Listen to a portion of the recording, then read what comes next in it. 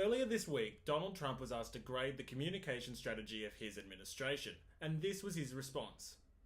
I don't think we've explained it well enough to the American public. I think I get an A in terms of what I've actually done, but in terms of messaging, I'd give myself a C or a C+. All right, how are you going to change that then? Well, maybe I change it during the speech.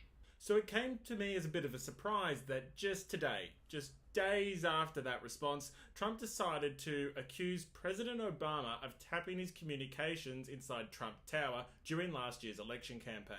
Furthermore, that the president's accusations came in the form of tweets in the wee hours of the morning. For a man who openly admits communication could be improved, it baffles me that he cannot see how accusing his predecessors by the medium of Twitter is perhaps not the best way to improve it.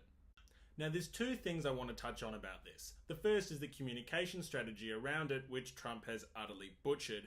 And the second is the Pandora's box he's opened in the process. You see, while this could be painful for Obama, depending on where this goes, it could actually be an incredibly painful misadventure for Donald Trump.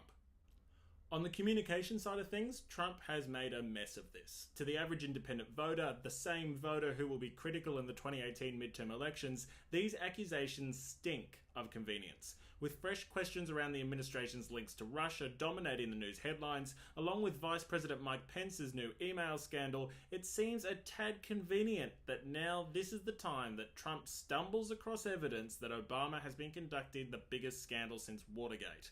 House Minority Leader Nancy Pelosi indicated this was the line of attack that Democrats would use in the future as well, labelling Trump the deflector-in-chief. Now, if Trump actually wanted to make it look like that this wasn't just a deliberate distraction, treating these accusations with a bit more seriousness probably would have gone a long way. Instead of tweeting about it, he should have called a news conference. Instead of producing no evidence, he should have produced some. But the president didn't do this, and as a result, until substantiated, this will just look like one of the conspiracy theories that he's propagated about Obama, such as the birther conspiracy theory, for quite some time. And that won't play well with the average independent voter. Now, let's look at the accusations themselves. Let's say that, hypothetically, Trump Tower was indeed tapped under the Obama administration. That, in and of itself, is not necessarily good news for Donald Trump. Only if it was done illegally does it actually benefit the president, because if it was done illegally, the Republicans would have enough ammunition to deflect Democratic pressure for some time, and Trump can continue to use his drain the swamp mantra against the Democrats in particular. But let's say for a second that these taps occurred and these taps occurred legally. That means a judge authorised these taps to occur, and that judge would have had to see a dossier of evidence justifying it, which means Trump could have just opened a very painful Pandora's box, because if he was to investigate this and it was discovered that these taps A did occur and B did occur legally, it means that the public would be privy to evidence justifying why the taps occurred that is not currently available to them. This means that links between Trump's campaign and Russia, be it political or financial, would once again dominate news headlines, and Trump would not be able to control the narrative once it was hitting the front pages. Losing control of the narrative could be incredibly painful for Trump and Republicans in Congress. Obamacare repeal and replace legislation is meant to be only a few weeks away, and afterwards the Republicans plan to overhaul the tax system.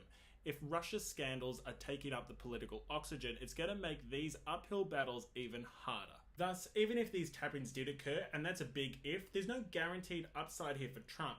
Any evidence produced as part of an investigation could be pointed to as a smoking gun by Democrats, and so therefore Trump would have been much wiser to wait until he knew all the facts and had all the evidence before making these details public. But the president didn't do that.